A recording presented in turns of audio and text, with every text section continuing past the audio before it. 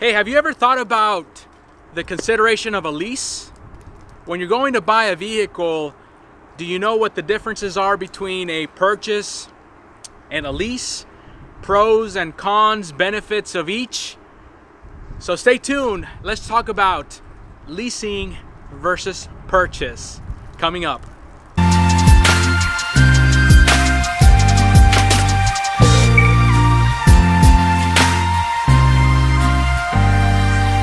Hello YouTube, this is Jorge, your sales consultant over at Tomball Ford. I hope you guys are doing well and having a fabulous day. Well, in this video, I want to talk to you about leasing versus purchase. A few pros and cons on each so that you can decide what is best for you. So in my personal case, I love leasing. That is the thing that I've done on my previous two vehicles and now on my 2018.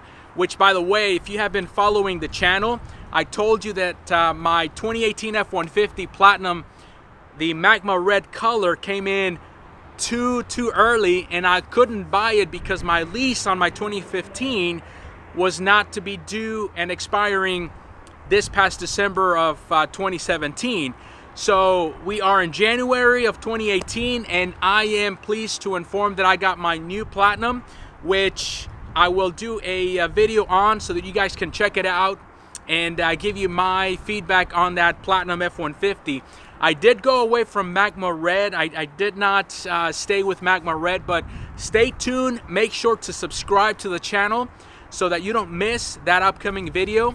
And if you want to check out that video that I did on the Magma Red color, I'll post a link up in the description and up in the cards so that you guys can check that video out. But anyways, without further ado, let's talk about leasing versus purchase. Okay, now let's talk about a lease and how that is different than a purchase. So on a lease, Ford, in this case, dictates how much they think that F-150 is going to be worth 3 years or 2 years from today, which is the typical term, 24 months or 36 months.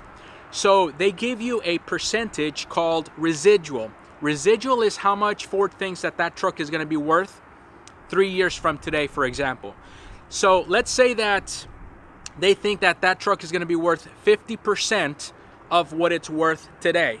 So that means that you finance half of it within those 3 years, and that's how Ford comes up with a payment, kind of just generalizing the whole thing.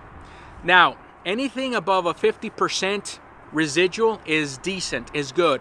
Once you go into the 60% or higher, then that means that you finance the remainder. So let's say that Ford decides to, call it 60% value from today in 3 years. That means that you finance today 40%. So it's a smaller amount, which equates to a better payment. And what dictates the residual? Well, term is one, and also how many miles a year you're planning on driving. So you have anywhere from 10,500 miles to 12 to 15,000 miles a year, even up to 18,000 miles a year. So the higher mileage you require, the less residual you'll be looking at, which means a higher payment. The less miles that you require is the vice versa. It'll equate to a larger residual, which means you have to finance less today. I'm hoping that makes makes sense to you. Now, leasing is not for everybody. Okay, first of all, you cannot be driving a lot of miles per year. So if you are a person that drives a lot of miles per year, then leasing is not good for you because you're going to be penalized. So at the end of the term, Ford will say, okay, you agreed to have 36,000 miles at the end of 3 years, but you have, 50,000 miles, then you're going to be penalized up to 25 cents per mile. So it will add up. So if you drive a lot of miles, then leasing is not for you. Now, another reason why I like leasing, another pro, is that you don't have to worry about an extension of the warranty. You don't have to worry about typically buying an extended warranty like you normally do on a purchase, because you're going to be under full warranty for the 2 years or 3 years that you decide to get into contract on a lease.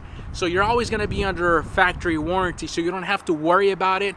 And then you can use that truck's best mileage, best service for the first 3 years and not have to worry about getting an extension of the warranty. That is another pro that you have on a lease, which is pretty cool. Now, another pro about a lease is that in most cases, you're able to drive something that is more high-end, something like a Lariat, a King Ranch, or a Platinum, because they have a better residual than something that is lower end. So in most cases, you're able to drive a higher end vehicle at the same payment that you could have on a purchase with an XLT or something less end, or something at the opposite end of the higher trim levels. So in most cases, getting into a lease will allow you to get into something that is higher end, and the payment is always a little bit more favorable on a lease than there is on a purchase. So that is another pro about leasing. Now, at the end of the term, you don't have to worry about selling your vehicle, because all you need to do is turn it back into your originating dealer and then getting into another lease, or if you decide against the lease, getting into a purchase. So you don't have to worry about the hassle of selling your car. You just give it back to the originating dealer, and that's really all you need to do. And then another pro about a leasing is that your gap insurance is covered 100% at no charge to you. So if something happens to the vehicle during those 2 or 3 years under a lease contract, if the vehicle gets totaled for whatever reason and the market value of that vehicle is not what is owed on the loan, then you don't have to worry about anything, because gap insurance, which is included at no charge, it will cover the rest. So you don't have to worry about coming out of anything or coming out of pocket for anything on that expense. Now, like I said, leasing is not for everybody, because you have to have the mindset that you're going to have a payment no matter what for an extensive period of time. A lot of people say, you know what, you're renting the vehicle, which, I mean, technically, I guess you're correct, because nothing is yours. But we always get customers that say, you know what, I'm not a lease candidate. I like to own my own vehicles. So we put them in a purchase contract, and guess what? In 3 years, we get to see that customer again.